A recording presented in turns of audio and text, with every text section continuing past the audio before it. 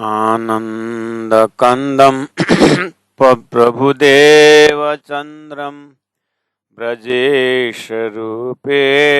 पुरापि जातं प्रवेश्य प्राप्तं प्रियप्राणनाथं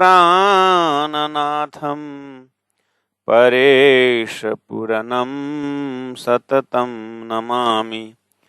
परेशपुरनं सततं नमामि। सच्चिदानंद पार ब्रह्म की जय। परम आदरणीय भक्तजन महानुभाव,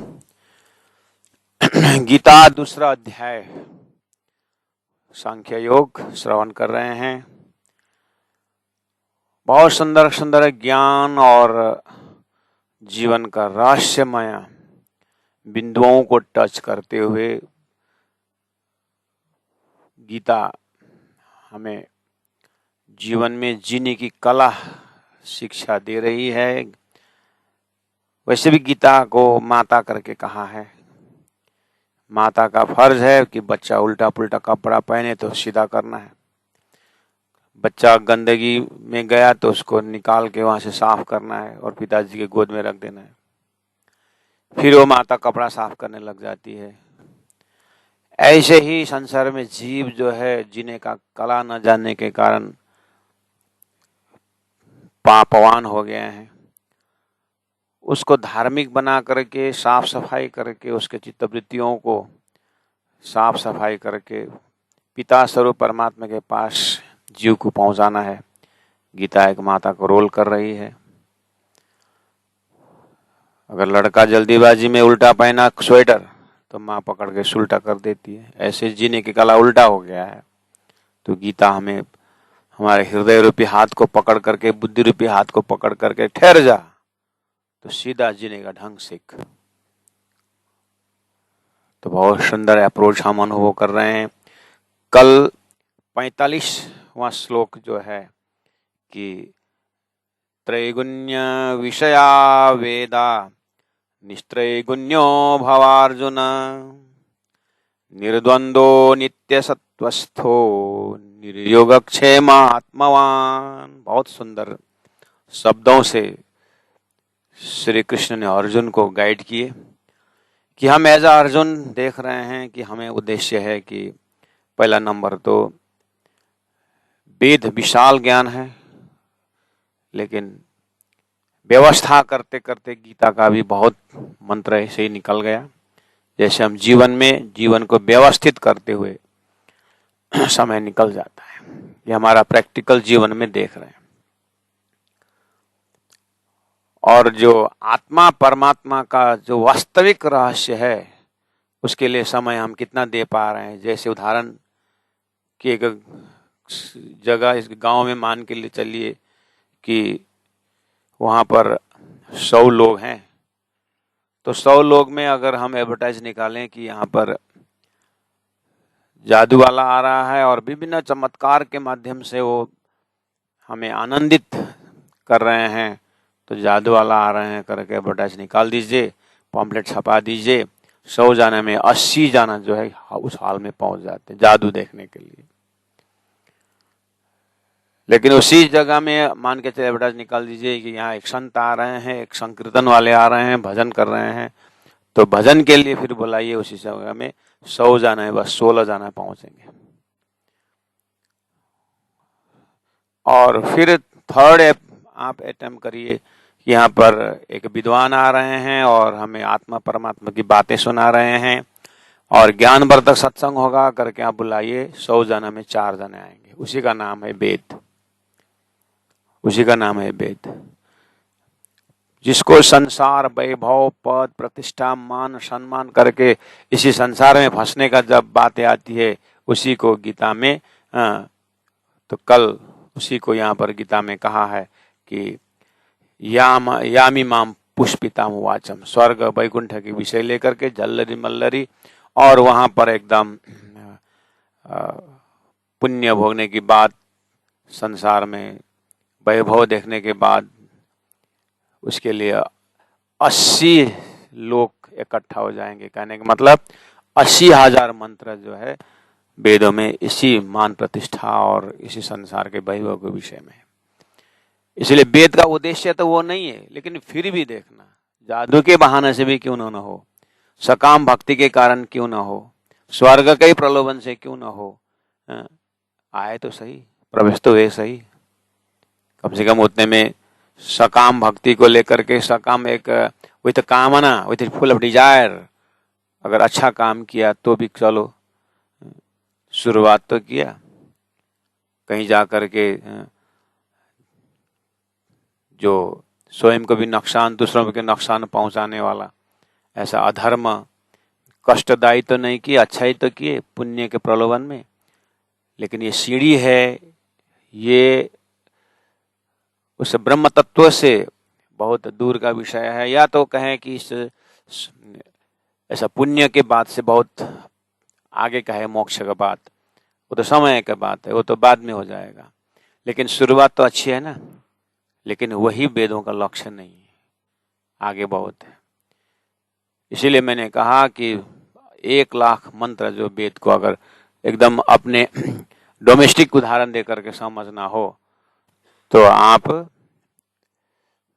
इस तरह से प्रैक्टिकल कर सकते। अपने गांव में 100 जना लोग खड़ा करिए और उसमें एडवर्टाइज निकालना शुरू करो। जादू टोना की जब बात आती है तो भीड़ हो जाती है, और वहां पर अगर मैंने कहा भजन भक्ति की बात करोगे तो 16 जन इकट्ठे हो जाएंगे, और आत्मा परमात्मा की ज्ञान और बिल्कुल ब्रह्म तत्व की चर्चा की बात करोगे तो 4 ही जना इकट्ठे होंगे। उसी का नाम है 4000 मंत्र, जो उपनिषद पोर्शन है। और उपनिषद में बिल्कुल ईशावास्यमिदं सर्वम यत् किंत्य जगतम जगत्तेन त्यक्तेन भुंजीता मां गृहीत कस्यचित् धनम। इस तरह से जब तत्व ज्ञान के विषय है तो कौन सुनता है।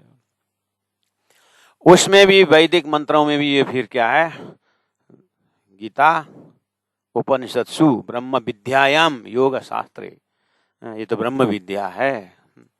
तो अब ब्रह्म कहाँ रहते हैं, ब्रह्म कौन है, किसे ब्रह्म कहते हो, तो तारतम्य का विषय है। लेकिन एक ब्रह्म चर्चा को, ब्रह्म चिंतन के लेवल में तो कम से कम गीता हमें पहुंचा रही है, इसीलिए विषय कठिन है। तो फिर भी इसको संतों ने, महंतों ने इसमें भजन डाल करके, इसमें ध्यान का विधि डाल करके, जैसे भी हो समाज को सुंदर समाज के निर्माण, आस्थावान बनाने के लिए कोशिश गीता का हरदम जारी है। तो यहाँ पर कि एक त्रैगुण्य विषय वेदाः, उसी का नाम मैंने व्याख्या किया कि किस तरह से त्रिगुण में वेदाः। अब उसमें से निस्त्रय गुण्यो, तुम इन गुणों से, गुणों के असर से तुम ऊपर उठ करके, निस्त्रय गुण्यो भावा मतलब वेद से ऊपर उठ, कहने मतलब ऊपर उठने के लिए तो छोड़ना पड़ेगा नीचे वाला, लेकिन वेद को छोड़ने का नहीं बोल रहा। वेद में जो इस तरह से कर्मकांड का पोर्शन है, ये कुछ हद तक सीढ़ी चढ़ाया हुआ है अर्जुन, लेकिन तेरे को उससे भी ऊपर उठना है। अब अर्जुन उठे न उठे, हमें अपने को सोचना चाहिए कि अरे हमें तो ऐसा गाइड मिल रहा है कि ये स्वर्ग पर इससे नहीं जाना है, हमें तो ब्रह्म तत्व प्राप्त करना है करके साधक को आगे बढ़ना चाहिए। कहने मतलब मोक्ष की बातें करनी चाहिए, अखंड मुक्ति की बातें करनी चाहिए, ये लक्षण दे रहा है। अब उसके लिए क्या करना चाहिए, पहला तुमको निर्द्वंद्व, नित्य सत्वस्थ, निर्योगक्षमम और आत्मावान, ये क्वालिटी अपने अंदर में डेवलप करना होगा। तो निर्द्वंद मतलब कि ये पहले कहा है कि कर्म निष्काम कर्म योग के आधार पर जा रहा है। तो निष्काम कर्म योग के लिए पहले हमने श्लोक कवर करके आए हैं कि हमने यहाँ पर कि एषाम तेहविता सांख्ये बुद्धिर्योग तुमाम श्रेणु। अब बुद्धि योग यानी बुद्धि को सम करके कर्म में प्रवेश होना है, और कर्म से अब क्या होना है, निर्द्वंद्व बनना है, मतलब कर्म करते हुए निर्द्वंद्व। तो ये वाली बात क्वालिटी अब आइए, निर्द्वंद्व भी बनना है, नित्य सत्वस्थ बनना है, और योगक्षेम को चिंतित, योग में चिंतित नहीं होना है, आत्मावान बनना है। इन क्वालिटियों को हमें हृदय में बैठाना चाहिए। और पहला शब्द ज्ञान, उसके बाद उसका अर्थ ज्ञान, फिर उसका लक्ष्य ज्ञान होते हुए आगे गीता भी मदद कर रही है, और अपने को भी उस ट्रैक से सोचना चाहिए। तो फिर कहा 46 नंबर श्लोक में हमने देखा कि यावा अनर्थ उदपाने सर्वत्र संप्लुतोदके, एक लक्ष्य बताया कि अर्जुन तुम इस तरह से निष्काम कर्म योग में जब डूब जाओगे ना, तुम एक सागर से तुम्हारी मुलाकात हो जाती है। तो सागर जैसे जब हमारा हृदय बन जाता है, विशाल हृदय, तो उसको ये सब कुआं के पानी से क्या जरूरत है, उसका क्या मतलब। वो कुआं का से तो मिटाना नहीं चाहता, लेकिन उसका जरूरत उतना ही पड़ता है उसे प्यासी को, जिसको सागर मिल गया उसको कुआं से क्या जरूरत है। ऐसे ही वेदों का जो ब्रह्म तत्व जो चीज है, उसको अनुभव करना, अनुभव में आने के पश्चात ये जो स्वर्ग परक 80,000 मंत्र जो है वैसे ही नगण्य हो जाता है। जैसे तावान सर्वेषु वेदेषु, उतना ही जरूरत पड़ता है संपूर्ण वेदों का, कर्मकांड पोर्शन का, ब्राह्मणस्य बीजानता, वो जो सार पकड़ने वाला जो है ब्रह्मज्ञानी को उतना ही जरूरत पड़ता है, जैसे तालाब का जरूरत सागर मिलने पर। एक प्रलोभन है ये, और एक प्रशंसा है, महिमा है एक समबुद्धि वाला के लिए, ऐसा निष्ठावान के लिए, आत्मावान का एक महिमा है, इतना अच्छा क्वालिटी है। तो अब स्वतः ऐसे व्यक्ति जब संसार में जीता है, संसार में रहता है, ये जरूर समाज में प्रकाश फेंकेगा ही, अपने चिंतन से, अपने व्यवहार से, अपने कार्य से उस सुंदर समाज का निर्माण ही करेगा, और अंततः आत्मा ब्रह्म तत्व को, ब्रह्म तत्व की दरवाजा में जरूर पहुंचेगा। शुरुआत तो कर दे, तो उसी शुरुआत के लिए कहा स्वल्पम अप्यस्य धर्मस्य त्रायतो महतो भयात्। अब यहाँ पर चलते हैं 46 और 47 और 48, दूसरा अध्याय। कर्मण्येवाधिकारस्ते मा फलेषु कदाचन मा कर्मफल हेतुर्भुः मा ते संगोस्त्व कर्मणि। हे अर्जुन, अब ये चीज, ये जो है ये श्लोक सभी, ये महाभारत के जो सीरियल था उसमें तो लोग बढ़िया से उच्चारण करते थे। कर्मण्यवादी का मन, कर्मण्यवादी कर्मवादी, यानी कर्म करने का तुम्हारा अधिकार है और फल का अधिकार नहीं है। और माँ कर्म फल हेतु, फल का हेतु मत बन, कर्म कर लेकिन फल का हेतु, उसके फल के लिए मत कर। बहुत सुंदर। संगमास्तु, आसक्ति न होना फल के पीछे, ऐसा भाव लिया हुआ ये श्लोक को अब हम थोड़ा सा जीवन में, तो 47 नंबर श्लोक और 48 नंबर श्लोक जो है, योगस्त कुरु कर्माणि संगम त्यक्त्वा धनंजय सिद्ध्य सिद्ध्यो समो भूत्वा समत्वम योग उच्यते। बस यही पर टारगेट है कि समत्वम योग उच्यते, कर्म करो और फल की आशा मत करो, तो तुम्हारा बुद्धि कर्मयोग से भी समत्वम योग उच्यते। ये 48 में रिजल्ट आ रहा है, तो उससे पहला मेहनत करनी है, हमें कर्म करना है लेकिन फल की आशा नहीं करना है। ये कैसे संभव हो सकता है? तो यही दर्जा प्राप्त करने के लिए तो हमें साधना है। तो श्लोक तो बहुत सिंपल है, एक बार उच्चारण करते हैं श्लोक को भी, फिर थोड़ा होश में। कर्मण्येवाधिकारस्ते कर्मण्येवाधिकारस्ते मा फलेषु कदाचन मा कर्मफलहेतुर्भुः मा ते संगोस्त्वकर्मणि।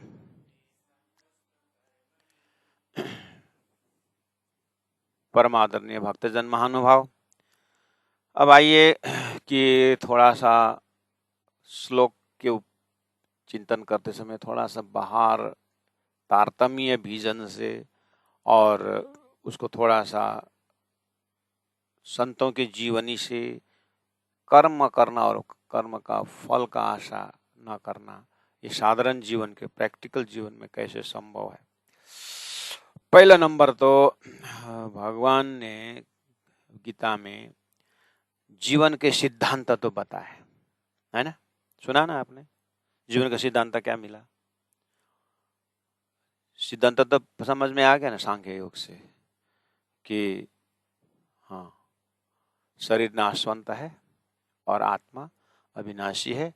अविनाशी तत्व के ऊपर ध्यान केंद्रित होना ही जीवन का सिद्धांत है, क्योंकि तुम सत हो, क्योंकि तुम चिद हो, क्योंकि तुम आनंद हो, तुम शरीर संसार ये दुख का परिवार नहीं हो, तुम सच्चिदानंद स्वरूप हो। ये सिद्धांत है, जीवन का सिद्धांत तो गीता में बताया। लेकिन आपको लगता है कि गीता का ये ज्ञान जैसे आपने सुना, गीता ने नया ज्ञान दिया ऐसा लगता है? ये तो उपनिषद में भरमार पड़ा हुआ है। वेद का वो जो जहाँ पर ज्ञान विज्ञान का दर्जा है वहाँ तो बहुत पड़ा है। और परमादरणीय सुंदर सा जी जो तारतम सागर में डूबे हुए हैं, तो उनको तो हाँ आत्मा अजर अविनाशी करके और भी आएगा बात, कब तक अविनाशी वाला चैप्टर भी आ सकता, वो अभी यहाँ मिक्सअप मत करिए। लेकिन इतना जरूर ध्यान दें कि ये कोई नया चीज नहीं है। मतलब गीता ने तत्व ज्ञान खड़ा करके अर्जुन को नई चीज बताई, ऐसी बात नहीं, वो रिपीटेशन है, लेकिन सिंपल ढंग में है। और उसी के ऊपर टारगेट करके 18-19 श्लोक में उन्होंने बार बार बोलने से क्या होता है, एक शॉर्टकट रास्ता हो जाता है। उसी चीज को पुराणों में कथा ढंग से कहा है। कोई एक महंत था, कोई एक संत था, घूम करके घूमते घूमते आता है ना, भागवत में कथा आती है कि घूमते जाता है और एक गांव में उसको सुंदर लगता है, तो उसने 14 खिड़की वाला दरवाजा वाला घर बना करके बैठ जाता है, उसमें बहुत मोहित होता है। कथा आती है, लास्ट में घुमा करके कहाँ पहुंचता है, वो तो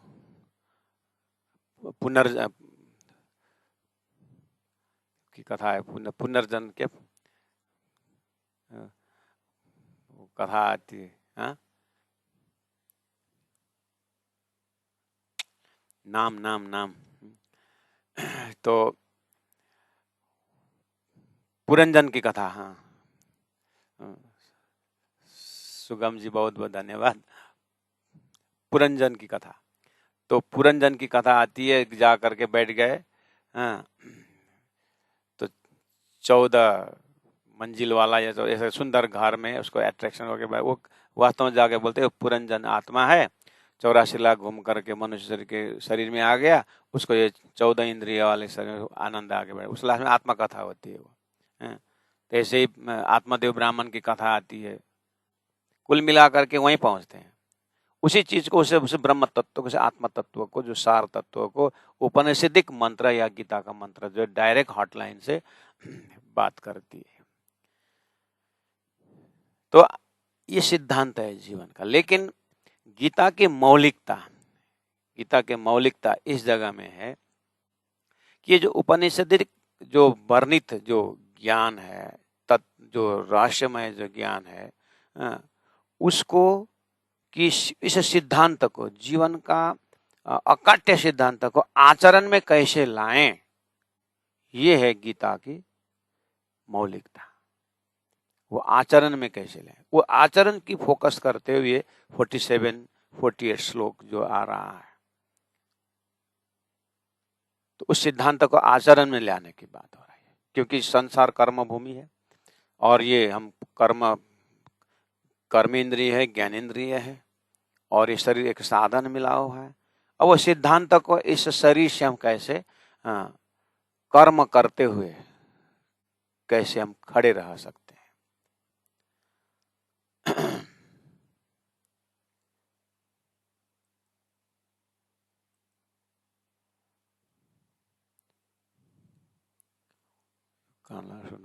डिस्टर्ब आ रहा है। तो उस सिद्धांत को आचरण में कैसे ले सकते हैं, इस चीज को, इस महाप्रश्न है ये, उसका हल किया जा रहा है इसमें। तो पहली बात तो हमें कि देखिए सिद्धांत को व्यवहार में लाने की जो कला है ना, सिद्धांत को व्यवहार में लाने की जो कला है ना, जो युक्ति है ना, जो आर्ट है, वो वास्तव में योग है। सभी को चीज उसी को योग, हम यहाँ पर अभी बहुत सारे योग शब्द आ रहा है ना, उस सिद्धांत को हम जीवन में प्रैक्टिकल जब बनाने की तरीका जो होता है उसको योग कहा जाता है। उसी को योग समझ सकते हैं, मतलब ऐसा एक विचार है ये। तो जैसे कि संगीत का ज्ञान तो ले लिया है ना, संगीत का जो सैद्धांतिक जो ज्ञान है तो ले लिया, लेकिन उसको गाने में गला से उसको साधे नहीं, संगीत को गला से उसको हम साधे नहीं, तो सिद्धांत से क्या लज्जत मिला, क्या स्वाद आया? सिद्धांत जाने से तो कुछ नहीं हुआ ना, इतनी बड़ी बड़ी किताबें लिखा हुआ है जो भी, लेकिन गला से उस संगीत को निकला नहीं। तो प्राणनाथ जी ने इसी चीज को कहा है, इसी चीज को, कहनी कही रात में आई रहनी का दिन, खाली कहना ही हुआ सिद्धांत, रहनी में नहीं आया तो रात्रि के बराबर। जीवन में धूप का आनंद, उजाला का आनंद नहीं मिलता है। इसलिए सिद्धांत को हम प्रैक्टिकल में लाने का जो है, तो इसीलिए अब सिद्धांत क्या है, शरीर तुच्छ है, क्षणिक है, और आत्मा अमरता है, अखंडता है। उस पर दृष्टि रखकर, वहां पर स्थिर होकर के अपने जो सामने में जो कर्म आया है, हे अर्जुन तुम्हारा कर्म स्वधर्म कर्म तुम्हारा, तो अपना अपना स्वधर्म को जहाँ खड़े हैं वहाँ अपने आचरण में उस स्वधर्म को लेकर के उस परम सिद्धांत को मद्देनजर रखते हुए हम जीवन को किस तरह से दिव्य और भव्य बना सकते हैं, ये मतलब गीता का व्यवहारिक पक्ष है।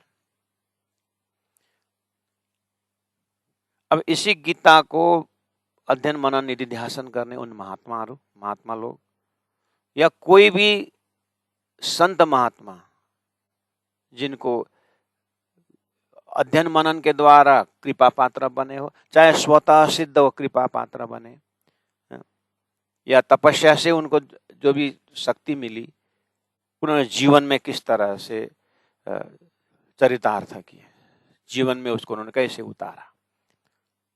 तारतम्य गीता प्रवचन में हम इस चीज को भी अवेयरनेस करना चाहते हैं कि यही चीज है कि परमधाम से आई ब्रह्म सृष्टियों की जो कथाएं आती, जो चर्चाएं होती है, उन ब्रह्म सृष्टियों की रहनी करके तारतम वाणी में जो व्याख्या है, तो ये एक्सपेक्ट इसी में है। 6 अक्षर उत्तम पुरुष पहले भी था शास्त्रों में, और ब्रह्म तत्व की बातें तो वेदों में शास्त्रों में था ही, लेकिन उस आत्मा परात्मा परमात्मा करके जो शब्द था उसको किस तरह से संसार में जीते जी, संसार में रहते ही उस चीज को कैसे प्राप्त करना, उन ब्रह्म सृष्टि ने आकर के ब्रह्म लीला की है, वो एक मार्गदर्शन है।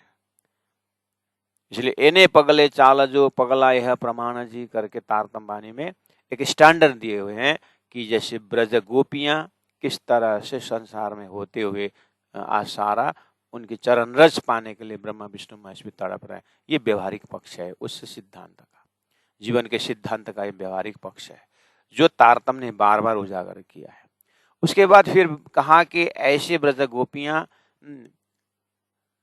जो ब्रजलीला में के पात्र में थे, तो अभी हम जहां पर खड़े हैं वहां पर वो ब्रह्मा आत्मा आकर के किस तरह से लीला है कि वो जो तारतम्य सिलेबस के अंदर जो बीतक करके आता है, वैसे भगवान राम ने की लीला की त्रेता में, उनकी लीला भी तो बीतक है, बीती हुई बात बीतक है। और द्वापर में श्री कृष्ण आगे कैसे लीलाएं की भागवत में बात है, वो भी तो बीतक ही है। ऐसे परमधाम से ब्रह्मात्मा इस संसार में आकर के कैसे उन्होंने जीने की कला सिखाई, प्रैक्टिकल कैसे किया उन्होंने सिद्धांत को, ये चीज की व्याख्या बीतक ग्रंथ में है। ये भी एक धरती में जानने की विषय है। वहां से लोकेशन जैसे पकड़ते हैं तो हमें महामती प्राणनाथ जी का जीवन ही आता है।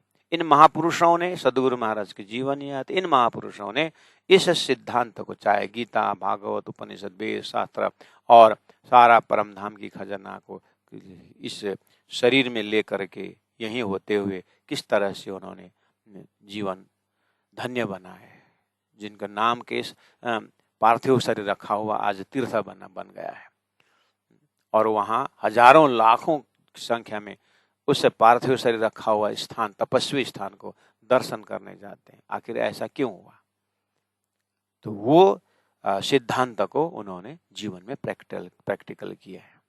तो आइए उसका छोटा सा व्याख्या इसी मंत्र के आधार पर है। इसी मंत्र को फल रूप है वो, जो हमने बड़े बड़े संतों के नाम लिए। तो कर्म करो और फल की आशा ना करो, इसी के ऊपर है। तो यही चीज गीता ने यह दर्शाई है। संत महापुरुष इसके ऊपर चिंतन करते हैं। तो आइए थोड़ा थोड़ा चिंतन हम भी करें। पहला नंबर, अब हमें इसको प्रैक्टिकल करना है और अपने जीवन के सत्संग, जीवन के वर्कशॉप में जाना है, बहुत नजदीक से देखना है श्लोक को, क्योंकि कर्म करो फल की आशा ना करो इतना आसान नहीं है। एक लड़का को घर में पिताजी ने बोल दिया, बेटा इस बार तो मैट्रिक में फर्स्ट डिवीजन आएगा तो तेरे को मोटर बाइक दे देंगे गिफ्ट में। सिंपल तरीका है ये श्लोक समझने का, जीवन का प्रैक्टिकल देखने के लिए।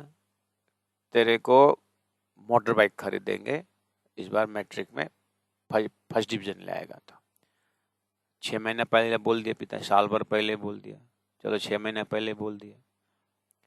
अब लड़का किताब हाथ में लेता है, मंत्र क्या है? कर्म करो फल की आशा न करो। अब ये जगह में लड़का को चाहिए मुझे मेहनत करना है और फर्स्ट डिवीजन आना है, लेकिन होता क्या है, किताब हाथ में लेता है और बाइक काला डिमांड करूंगा, वो 120 सीसी का ने, आगे फलना ने ऐसा किया है, उसका कैपेसिटी इतना है। किताब हाथ में लेता और फल का चिंता ही करता रहता तो पास होगा? सिद्धांत बिगड़ गया कि नहीं है? बस इतनी सी बात है। तो ऐसा समझने से नहीं होगा। कर्म करो फल की आशा न करो की जगह में कर्म करो फल की चिंता न करो बोलेंगे तो जब कर्म करेगा तो फल तो मिलेगा ही ना।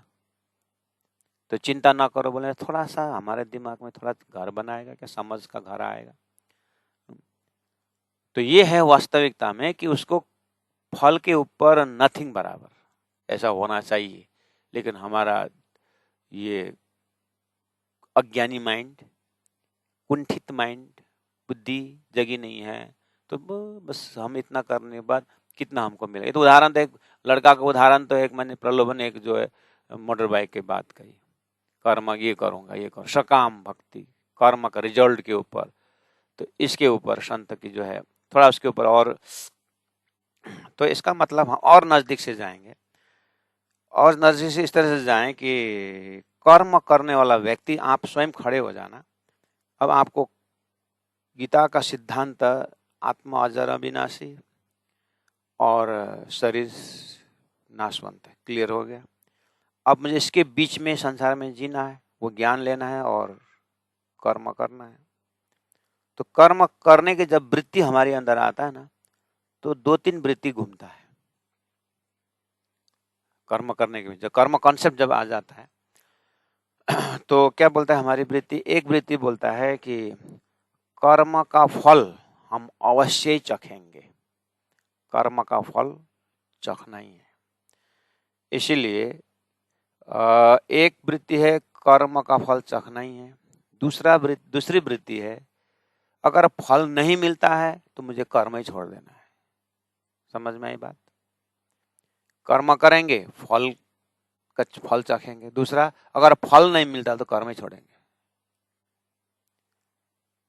तो फल के साथ कर्म करना रजोगुणी वृत्ति। फल अगर नहीं मिलता है तो फल तो गया गया, मैं कर्म ही नहीं करूंगा, ये तमोगुणी वृत्ति है। यही दोनों को वार है जीवन हमारा। हम अपने मस्तिष्क को खुद पढ़े हैं। तो उसमें तीसरा एक खिड़की, तीसरा एक रास्ता गीता प्रवेश करती है। हमारा वृत्ति पता चल गया ना, कर्म करेंगे, फल को सामने में रख करके फल के साथ खाएंगे, कर्म विथ फल। दूसरा है अगर फल नहीं तो कर्म ही छोड़ देंगे। बीच में गीता घुस गई। गीता क्या बोल रही है कि कर्म तो अवश्य करो पर फल में अपना अधिकार मत मानो। ये तरीका है गीता का प्रैक्टिकल। अच्छा, कर्म करो, भाषा थोड़ा सा, कर्म करना है लेकिन फल में अपना अधिकार मत रखो। अच्छा, इसका मतलब फल मिलेगा, अब नहीं मिलेगा ना मिलेगा, that is not your problem, you forget it, nothing. और इसका मतलब कर्म करो, फल में आसक्ति मत बनो। At the same time Gita कहती है हाँ खबरदार, ऐसा नहीं कि कर्म न करने में आसक्ति हो, ऐसा भी नहीं। कर्म न करने में आसक्ति ऐसा भी नहीं,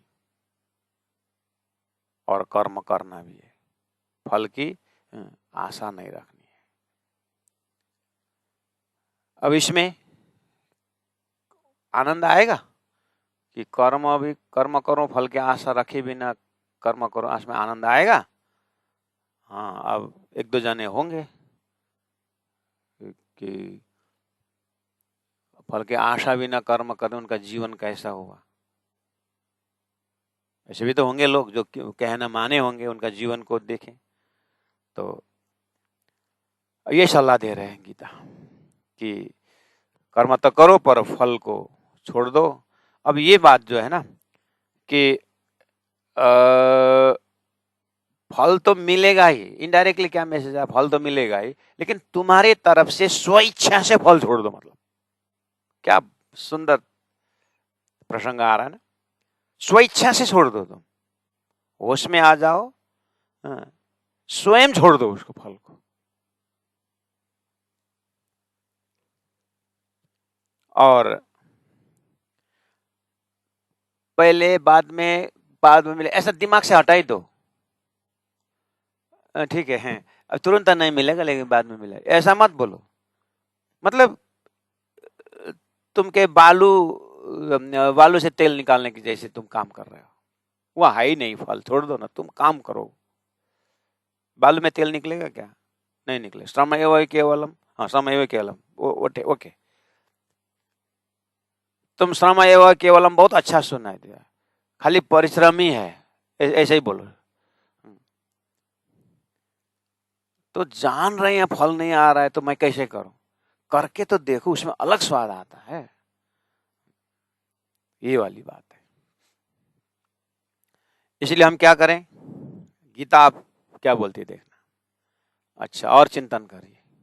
संतों ने उसके ऊपर प्रकाश डालते हुए बरकरार ध्यान से अपने को सतर्क, कर्म करने जा रहा हूं और फल की इच्छा भी नहीं करना है मुझे, और इतना कि बस लाइफ हियर आफ्टर फल मिलेगा, वो तो फिर सकाम भक्ति में गया। तुम बिल्कुल निष्काम होने की बात हो रही है यहाँ पर।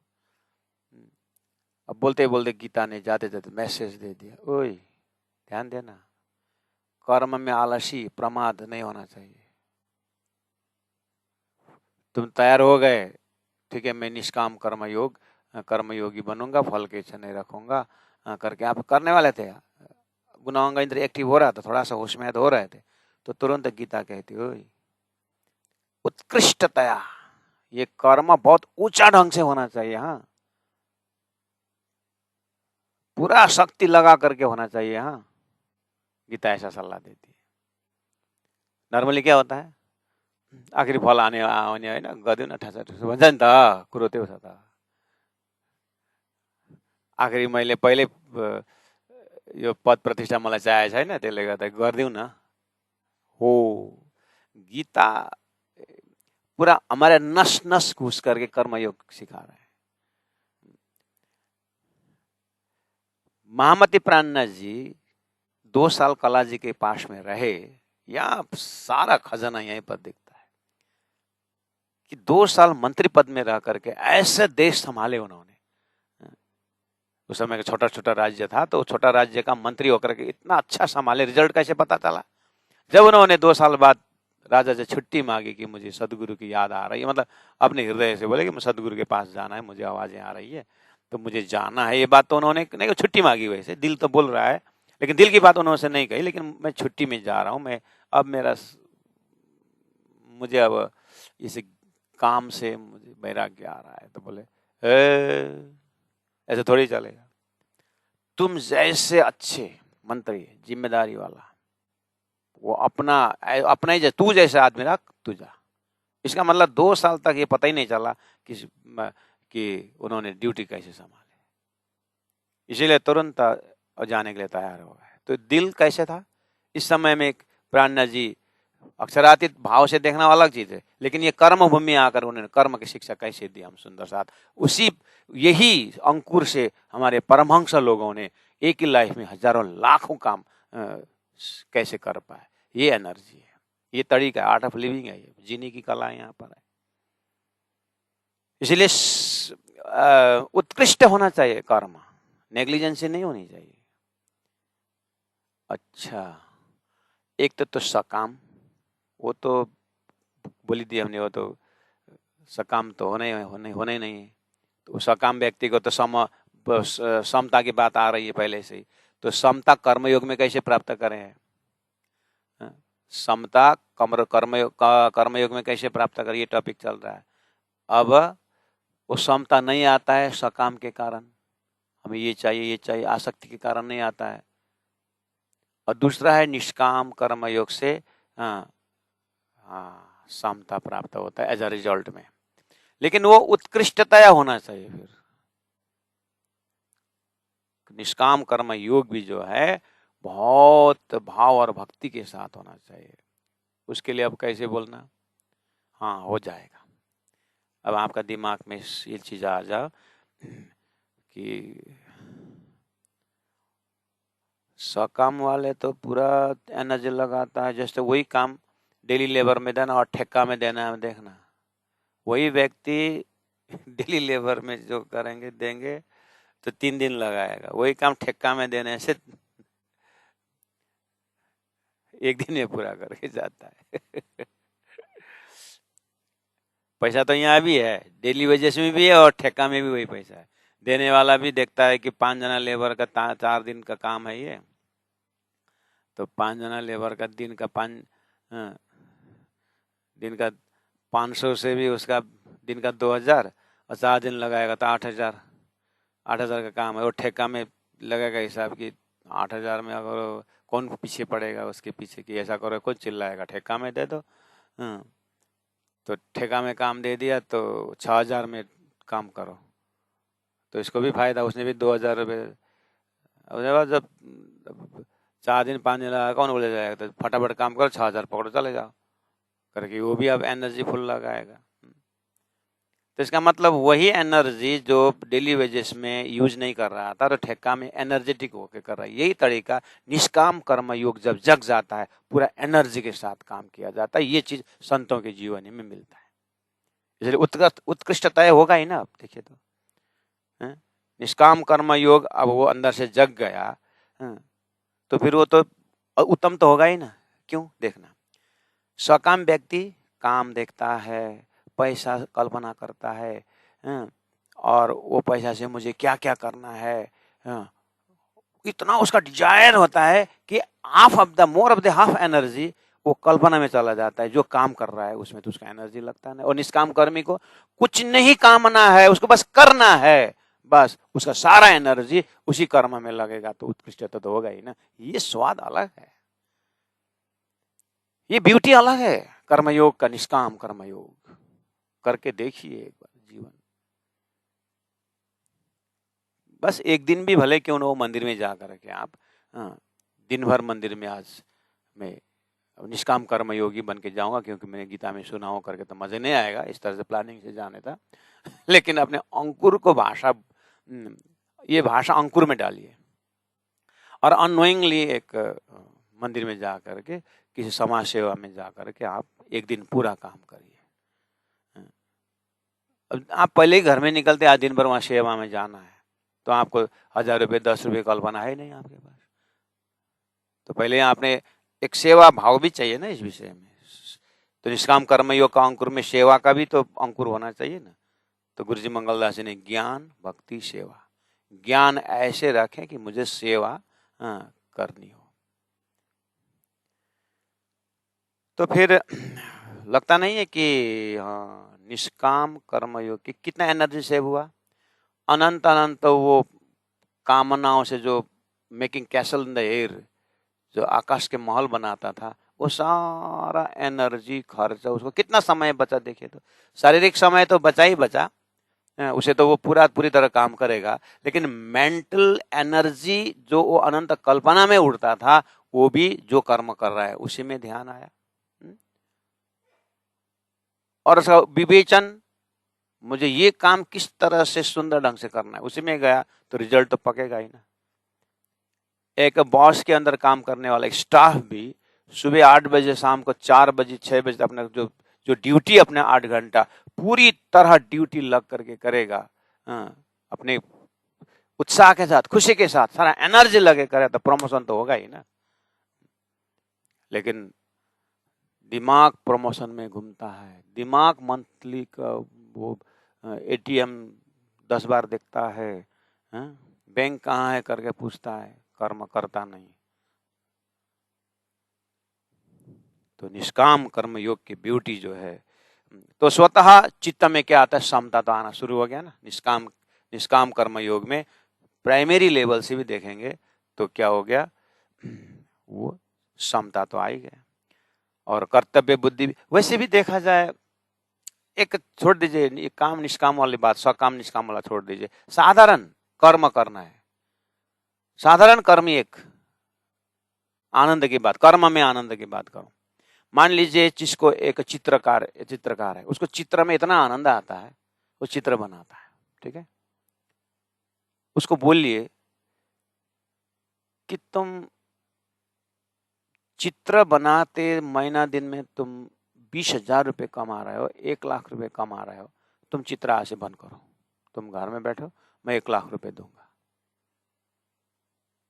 मैं 1 लाख रुपए दूंगा और तुम चित्र बनाना छोड़ दो। मानेगा ये चित्रकार? उसको चित्र में जो आनंद है, ये सकामी निष्कामी मतलब छोड़ दीजिए, अभी वो दिमाग मत लगाइए, उसको चित्र में आनंद है, चित्र बनाने में आनंद है उसको। अब वो बिक्री से पैसा आ रहा है कि बिक्री क्या आ जा रहा है, उसको ये उसने कमर्शियल बेस की भाषा, वो उसको आनंद आता ही नहीं है। मुझे कोई कहे कि आप ये प्रशिक्षण क्लासेस सब ये छोड़ दो, आपको 10,000 रुपये 15,000 रुपये देता हूँ, वैसे भी पहला 15,000 तो लेता ही नहीं था। अब मुझे ये भी बंद करो। किशनदास महाराज जी का ऐसे भूखा थोड़ी आता है, महाराज किशनदास जी जो इटहरी में हैं, उनको महाराज जी आप स्वास्थ्य काम नहीं कर रहे हैं, आप आराम करो बोल दिए थे, तो पूरा प्रेशर अप डाउन हो गया। महाराज जी दौड़ शरीर अभी अस्वस्थ हो रहा है, प्रैक्टिकल बात कर रहा हूं मैं। जीवन का 40 साल से मैं महाराज जी को देख रहा हूं कि इतना दौड़ धूप, इतना दौड़ धूप, इतना दौड़ धूप। उनके जमाने में 40 साल पहले से हम काम किए। दो बिल्डिंग के गैप है, 25 फुट गैप है, 2 बिल्डिंग, बीच में एक बांस लटकाते थे और बांस के ऊपर दौड़ते थे और उस बिल्डिंग में पहुंचते थे। नीचे में जो 2 बिल्डिंग के बीच में 50 फुट की हाइट है, गिर जाए तो। लेकिन वो बांस हिलते न हिलते उस तरफ पहुंचते थे महाराज किशनदास जी। इसलिए अभी उनको प्रणामी सामान्य लोहा पुरुष करके, आयरन मैन करके टाइटल दिया। 108 लोहा पुरुष। मैंने उनके साथ जिया, उनके कर्मयोगी के हिसाब से मैं अगर देखूं तो मैं उनसे काम करते समय लगता है न भूख न प्यास, बस ये काम पूरा करना है। और उनके पीछे पीछे हम भी लग जाते थे। और समय बोलो ये काम मत करो, तुमको 2000 रुपये देता हूँ, तो उसी मार्तल लौटा करके ठोक देंगे। तू कौन आया मुझे यहाँ पर काम बंद करवाने वाले। और इनके जो काम करते समय जो चेहरा में जो रौनक, जो एरोना, वो अलग है। अब इसमें भी कर्मयोग की फार्मूला, और ऐसे कर्मयोगियों के साथ जब जीवन में काम करते हो, शास्त्र पढ़ते, ऐसा लगता है कि शास्त्र उन्होंने पढ़े ना पढ़े पता नहीं, लेकिन ये प्रैक्टिकल पुरुष बन जाते हैं। इसका आनंद उनके आसपास बैठने से जो एक खुशी और आनंद का स्पर्श होता है, ये उस निष्काम कर्मयोग का फल का एरोना है। एक खेती वाला को, एक खेती सुबह उठता है और अपना नहाना धोना जो भी, उसके बाद खेती में जाता। बोलो खेती वाला को, जो में सही में जो किसान है, जो में जिनका रौनक किसानी में है, उनसे जाके पूछिए, तुम 50 क्विंटल धान का पैसा मैं दे देता हूं, खेती मत करो, खेती में जाओ नहीं, ऐसा बोलोगे ना, तो 50 क्विंटल को समझ में नहीं आता है उसको वो धान का कितना हिप राइस है उसको देखता नहीं है। उसको खेत में जैसे जाता है ना, मट्टी का जो सुगंध है ना, उसको रोंगटे खड़ा कर देता है। और पक्षी जो है ना, उस किसान के पीछे पीछे, पक्षी का जो आवाज है ना, उसको एनर्जेटिक करता है और पक्षी आनंद मिलता है उसको। आनंद जो कीड़े मकोड़े हैं ना, ये किसान जब धरती में पैर रखता है तो कीड़े मकोड़े नाच उड़ते हैं। ऐसा है, वो रुकता नहीं है, वो रुकेगा नहीं वो। तो ऐसे उसको वो, मैं इतना अन्न दूंगा, ये दूंगा, तुम कर्म खेती मत करो, ये बार्गेनिंग वो समझता नहीं है। उसको तो सूर्य का रोशनी वेट कर रहा है कि कब मेरा किसान मेरा ताप आनंद लेने का निकलेगा। सूर्य उसका रास्ता देख रहा है, रात्रि तक वो काम करता है। चंद्रमा उसके उसको रोशनी लेके आते हैं। सब पूजनीय है इन सही अर्थ में जो किसान का, इसमें भी उसको इतना आनंद आ रहा है, उसको पैसा का बार्गेनिंग उसके पास नहीं है। तो जो निष्काम योगी जो है, कर्म योगी जो है, वो आनंद कौन से आनंद में रमता होगा। तो इसको तो एक कल्पना ही कर सकते हैं, या तो हम उतरना पड़ेगा अपने स्वाद लेने के लिए। तो इस तरह से निष्काम कर्मयोग जब पूरी तरह सफल हो जाता है, फल लग जाता है, ऐसा मान के चलिए कि ये योगियों के समाधि से कम नहीं है, उससे भी ऊंचा है। योगी का समाधि जो है वो अकेला का रास्ता रहता है, लेकिन कर्म योगी का कर्मठ समाधि जो है, ये तो पूरा जीव को कल्याण करने वाला। ऐसा कर्म योग के द्वारा हम समता को धारण कर सकते हैं, मतलब उपलब्धि प्राप्त कर सकते हैं। अब ये देह रूपी वृक्ष में निष्काम स्वधर्म आचरण में जो फल लग गया, अब वृक्ष से ऊपर फल का क्या रहेगा? रस रहेगा। बस वो रस पीने का जो है, आगे का जो है, वो रस पीने की जो बात है वो तो तारतम्य बताएगा। लेकिन तैयारी की जब हम देखते हैं तो कर्मयोग में समता बहुत आनंददायी अवस्था है। बच्चा जब खेलता है ना, बच्चा जब खेलता है, स्वतः जो खेलता है ना, उसने मुझे इस तरह से खेलने से मेरा पेट घट जाता है, मेरा नस नस ठीक ठाक हो जाता है करके, ये व्यायाम जो बोलते हैं एक्सरसाइज, ये एक्सरसाइज के भाषा से खेलता है कि वो खेलता है? आप विचार करिए। बच्चा जब खेलता है, वो खेल में खेल खेलता है ना, उसके दिमाग में मैं इस तरह से खेलने से व्यायाम एक्सरसाइज होता है ऐसा करके खेलता है? नहीं खेलता। लेकिन खेल खेल में इसका व्यायाम हो जाता कि नहीं होता? ऐसे ही सच्चा निष्काम कर्म योगी इस भाव से खेलते खेलते उसको परमात्मा का दर्शन हो जाता है। ऐसी रहस्य है किस निष्काम कर्म योग का फल कर्म नेवाधिकारस्ते मां फलेषु कदाचन। संत तुकाराम की कहानी आती है, और दो पुंडलिक और संत तुकाराम जी की कहानी बहुत फेमस है, मैंने पढ़ा हूँ। तुकाराम जी को महाराजा शिवाजी महाराज ने संत हैं करके उनको पालकी लेकर के दरबार में बुलावा भेजा। जब पालकी लेकर के लेने आए तो तुकाराम जी ने भगवान से, परमात्मा से, अपना विठल से, विठल मेरा भक्ति का यही रिजल्ट है, मैंने भक्ति, जो मेरी भक्ति है तुम्हारे प्रति, इसी के लिए था। क्या दुख व्यक्त किए हैं। मेरा भक्ति का नक्शा अगर यही है, सुखपाल ये पालकी में बैठ कर मैं दरबार में जाऊं, मेरा भक्ति का फल यही है। अब इस समय में उन्होंने जो शब्द प्रयोग किए, आघात पहुंच जाता है। इसका मतलब वो भक्त, ये भक्त का कहानी से निष्काम कर्म योग की तरह मैं जा रहा हूँ। निष्काम कर्म योगी का बात कहे, और निष्काम भक्त जो है, सकाम भक्ति की बात अलग है। निष्काम भक्ति को भी पता नहीं अब इस भक्त को उसका उनका भगवान जो है, इष्ट जो है, परीक्षा ले रहा है कि क्या ले रहा है। शायद वो पालकी करके भगवान, उन्होंने वो देखा होगा कि भगवान मुझे पालकी लेके आ रहा है, तो मेरा भक्ति का फल यही है। परमात्मा क्या बात कर रहे हैं आप क्या कर रहे हैं मुझे? अब उन्होंने इतनी झगड़ा की है कि ठीक है, आपका भक्त हूं, मैं भी इतना कमजोर नहीं हूं, आप मुझे किस किस में खींच करके कहां अटकाना चाहते हैं, मैं भी आपका चरण को नहीं छोड़ूंगा, आपका पाँव को मैं छोड़ूंगा, देखता हूं आप मुझे कैसे अंट संट में भुला करके मुझे दूर कैसे करोगे। मैं भी तक ऐसी भाषा प्रयोग है जो विरह के प्रकरण में स्वामी जी के चौपाई, महामती प्राणनाथ जी के चौपाई में तो हजारों मिलता है। षट ऋतु ग्रंथ में अभी अभी हमने शाम को 8 से 9 बजे के जो षट ऋतु के जो विरह का कलश में प्राणनाथ जी ने कैसे विरह किया, ये भक्ति के उस निष्काम कर्म योग से भी ऊपर उठ करके भक्ति का आनंद की बात है, भक्ति रस की बात है। तो ये भक्त भी जो है भगवान परमात्मा के दर्शन रूपी फल के लिए भक्ति नहीं कर रहे, मतलब ही इज डूइंग भक्ति फॉर, उसी को पहले अनडिवोशनल, अनकंडीशनल डिवोशन। ऐसी भक्ति पक जाए, जीवन में उदय हो जाए। ये एक ऐसे में पुंडलिक करके भक्त हुए, और जिन्होंने अपने पांडुरंग, यानी उनका शब्दावली है पांडुरंग, परमात्मा को पांडुरंग बोलते हैं, वो माता पिता की सेवा में तल्लीन थे।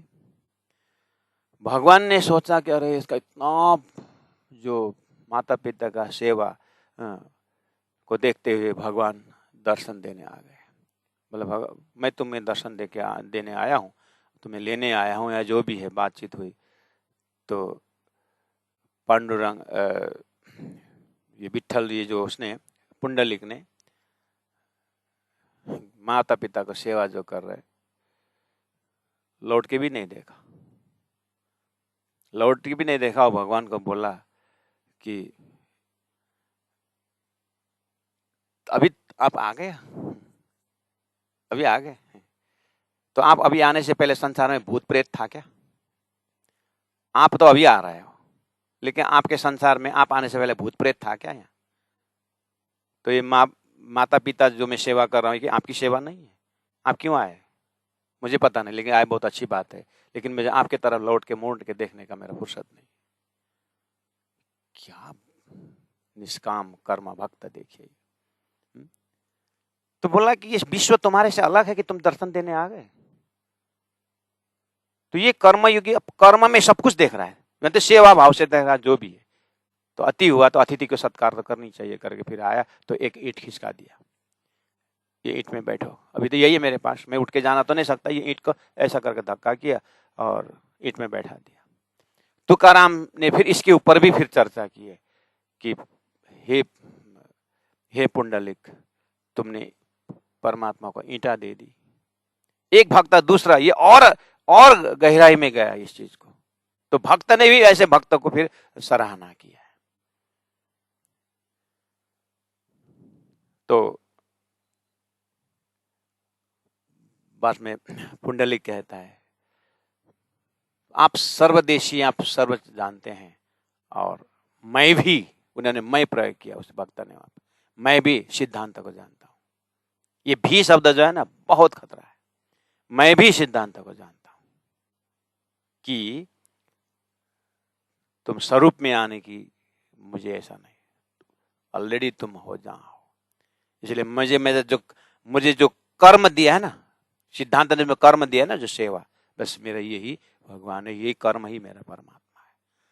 ऐसी भाषा उन्होंने प्रयोग किया है। तो प्यारे भक्तजन महानुभाव कि ये गीता कर्मण्येवाधिकारस्ते मा फलेषु कदाचन, और भी है कि जीवन में और भी संतों की जीवनी को हम जब देखते हैं तो यह साधन छोड़ने की बात नहीं है, जो कर्म है उसमें बस भाव और भक्ति के साथ आगे बढ़ने की बात है। तो परमधाम से ब्रह्मात्माओं को ब्रजलीला पूरी तरह संसार की सेवा की है, लेकिन समय आने पर पके हुए केले की भांति सर से छूटे, लेकिन कर्म में कहीं कमी न रखे, सेवा में। इसी तरह जागरण के ब्रह्मांड में जो तारतम वाणी द्वारा जो परमधाम के चेतावनी दिए हैं वो तो स्थिर है, वो तो सत्य है और वो लक्ष्य जरूर है, लेकिन जब तक शरीर देह है तो अब ब्रह्म मुनि प्राणज ने कहा कि हुकुम को सौंप करके ब्रह्म सृष्टि हाथ बांध के नहीं बैठेंगे, जो करके कहा। तो अब आया प्राणज जी महाप्रभु की दिनचर्या, गुरु जी मंगलदास जी की दिनचर्या, जितने भी संत महंतों जो है तारतम्य परंपरा में परमहंस बने हुए हैं, उनके जो सिद्धांत भी कर्मयोग से देखेंगे तो भी हमें जो है उनके जो सेवा भाव से राज्य जी को पास में रख करके कैसे इन्होंने, गुरु जी दीनदयाल महाराज जी कहते थे कि मैं आ गया तुम्हें करके, राज्य महाराज आ गए, तो राज प्राण दीनदयाल गुरु जी बोलते थे चौपाई पढ़ रहे, तो प्राण मैं आ गया, कौन? मैं तुम्हें दर्शन देने के लिए राजा। ये चौपाई में कहाँ पर, चौपाई में इस तरह से आऊंगा करके कहाँ लिखा है, दिखाओ करके बोलूंगा, पूछूंगा करके बोलते थे। मतलब वाणी के चौपाई में इतने तद्रुप वो डूबे हुए हैं कि एक एक शब्द श्रृंगार है, सागर है, एक एक परमधाम से राज्य उनको चौपाई में दिखाई दिया। वो उनको अलग से स्वरूप आ करके बोले ये चौपाई में कहाँ लिखा है कि इस दिन आऊंगा करके, भविष्यवाणी लिखा हो तो मैं विश्वास करूं, मुझे भ्रम में मत डालो। ऐसी भाषा बोलते थे गुरु जी दीनदयाल महाराज जी। कहने का मतलब ये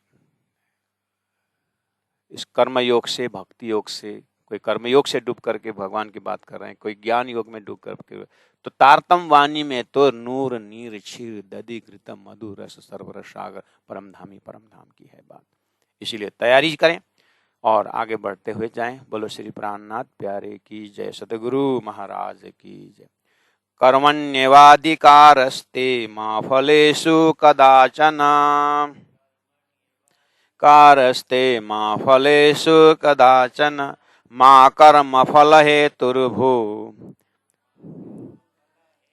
माते संगोस्त कर्मणि, माते संगोस्त कर्मणि। पूर्णमदः पूर्णमिदं पूर्णात् पूर्णमुदच्यते, पूर्णस्य पूर्णमादाय पूर्णमेवावशिष्यते।